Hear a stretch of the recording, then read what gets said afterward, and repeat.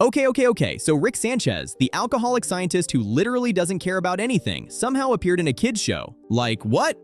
How did that even happen? And I'm not talking about some random indie cartoon nobody watches. I'm talking about shows you know. Disney stuff, Nickelodeon, movies with LeBron James.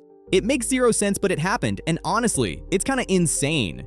So today we're literally going through every single time Rick and Morty popped up in other cartoons and movies. And dude, some of these are absolutely wild. Like, why is Rick hanging out with magical ponies? Why is he in a basketball movie? Why is there a wanted poster of him in a horror film? We'll get there. But first, the crossover that broke the internet and had everyone losing their minds.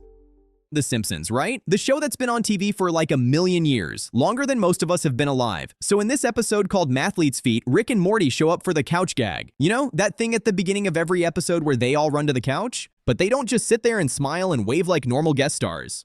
No. That would be boring. Instead, they crash their spaceship directly into the Simpsons and literally kill the entire family. Like Homer? He's dead? Marge? She's dead? Bart? Lisa? Maggie? All gone. Everyone. And Rick's just like, whoops, am I bad? And sends Morty to some random alien planet to clone them back to life. Because that's obviously the logical solution, right? But of course it goes wrong because Morty can't do anything right ever. And the clones come back as these terrifying Rick Simpson hybrid monsters. It's genuinely horrifying. Like, imagine Homer, but with Rick's face and personality. Nightmare fuel. The stuff you see in your dreams and wake up sweating. But that's what makes it so good, you know? Rick just casually commits mass murder and fixes it in the most chaotic way possible. Peak Rick behavior. This is why people love the character. No rules, no consequences. Just plain vibes. But wait, hold on. That's not even close to the weirdest one. Not even top 3, I'd say. The next appearance is so random I literally had to double check multiple times if it was real or if someone was trolling. Are you ready for this? My Little Pony. I'm dead serious right now. Rick and Morty are in My Little Pony, the show about friendship and magic and rainbows and happiness and learning valuable life lessons. How? Why? Who approved this? So there's this episode in like a Las Vegas themed place called Las Pegasus or whatever, and in the background, you have to actually pause and look for it. There are 2 ponies that are literally just Rick and Morty as horses. Rick Pony has the spiky blue hair, the lab coat, everything. His cutie mark? You know that symbol on their butts? It's a flask with green liquid. Because of course it is. What else would it be? And Morty's just there looking confused and anxious as always. Like, can you imagine Rick being forced to live in a world where friendship is magic and everyone's nice to each other? He would absolutely hate it. He'd probably try to turn friendship into a weapon or sell it to aliens on the black market. Actually, knowing Rick, he definitely already did that and got banned from Equestria. But the fact this even exists is hilarious. Like, who sat in a writer's room and said, yeah, let's put the guy who drinks constantly and commits intergalactic crimes in a show for 6-year-olds? And who said yes? Incredible. Absolutely incredible. Oh, and real quick before we keep going, a lot of you aren't subscribed, which is totally fine, no pressure, but also like, we're trying to hit 1,000 subscribers, so if you're watching this and enjoying it, just click the button. Takes literally 2 seconds. Maybe 3 if you're slow.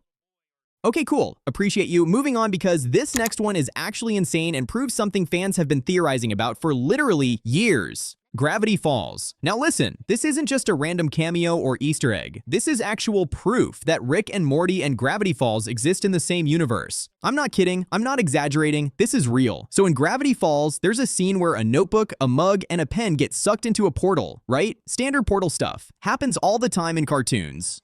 But then in Rick and Morty, in the episode Close Rick Counters of the Rick Kind, those exact same items fly out of Rick's portal. The same notebook, the same mug, the same pen, frame by frame, identical. This isn't a coincidence. This isn't fan theory nonsense. This means the universes are actually connected. Like, canonically connected. Fans went absolutely crazy when they figured this out. People started making theories like, has Rick been to Gravity Falls before? And did Rick meet Bill Cipher? And is Stan related to Rick somehow? And honestly, a Rick versus Bill Cipher episode would either be the greatest thing ever made or it would literally ruin both shows and disappoint everyone. No middle ground, no in between. But yeah, this one's canon. Not a theory, not speculation, canon. Alex Hirsch and Justin Roiland actually coordinated this. It's real. But wait, it gets much better. Family Guy. Season 19. Stewie Griffin, the genius baby who builds time machines and wants to kill his mom, gets his hands on Rick's portal gun. Like he just has it somehow. How did he get it? We don't know. Does it matter? Not really. The point is, Stewie now has access to infinite dimensions, which is absolutely terrifying because Stewie is already a menace with regular technology. Now he can hop between realities. We're all doomed. And the show literally says that Rick and Morty is like the new generation of animated comedy, which is basically Family Guy admitting, yeah, we used to be the edgy, controversial adult cartoon, but now Rick and Morty does it better, and we respect that. Honestly, respect for the self-awareness. Not many shows would admit that. Okay, so Paradise PD, if you haven't seen it, it's like a really dumb, raunchy cop comedy show. They did a full Rick and Morty parody. One of the characters literally becomes Morty, and they start making fun of Rick and Morty fans who think the show is like super deep and intellectual and philosophical. They're literally mocking the, to be fair, you need a high IQ to understand Rick and Morty meme. Which look, they're not wrong. Some fans do act like Rick and Morty is the smartest show ever created when it's literally just a drunk scientist and his anxious grandson going on space adventures and getting into weird situations. Still love the show, don't get me wrong, but yeah, some fans take it way too seriously. It's okay to just enjoy things without analyzing every frame. Community. So this is where things get meta. Like really meta.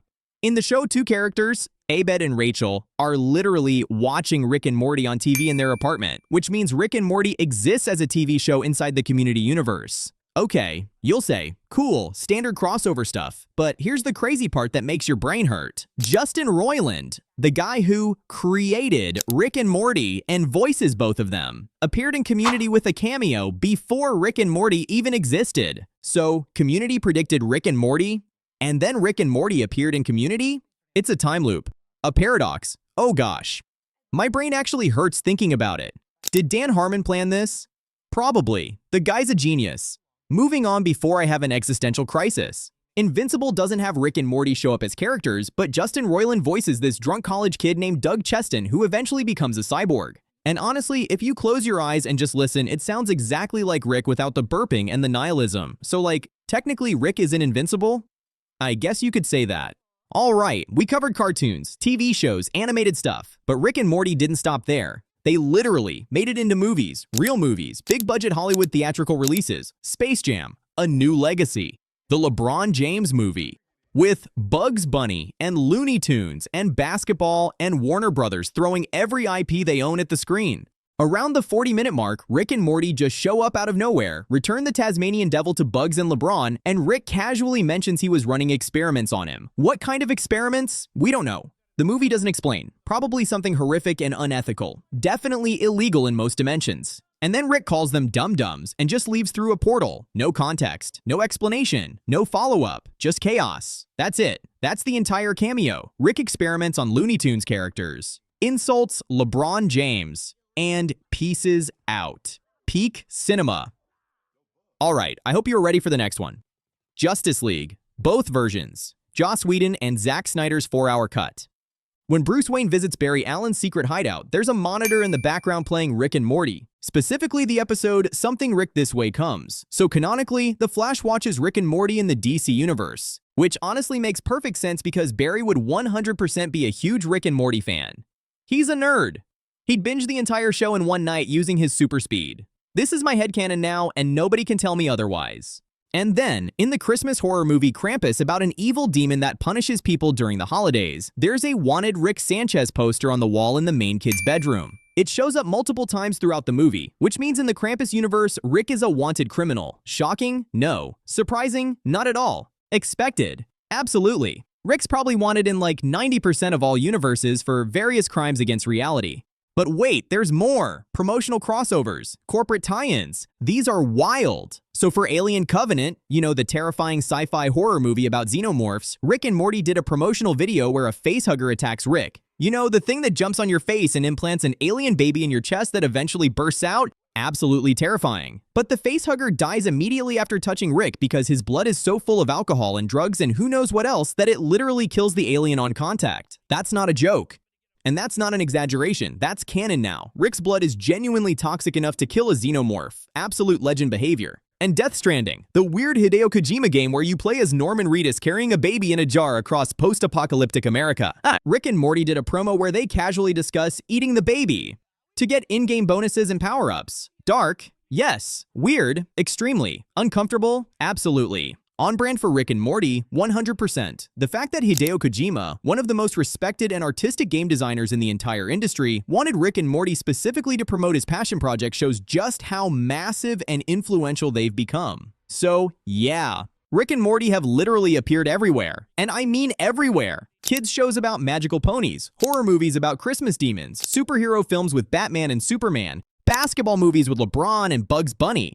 They've infected every single corner of entertainment, and honestly, that's the most Rick Sanchez thing possible. He doesn't follow rules, he doesn't respect boundaries, he just shows up wherever he wants, causes absolute chaos and problems, and leaves without explaining anything. Anyway, if you made it this far, you're an absolute legend, and you should probably subscribe. Seriously, we're trying to hit 1,000 subscribers, and clicking that button would genuinely help us a lot. It's right there, just sitting there, waiting for you. Come on, just do it, please. All right, I'm done begging. See you in the next one. Peace.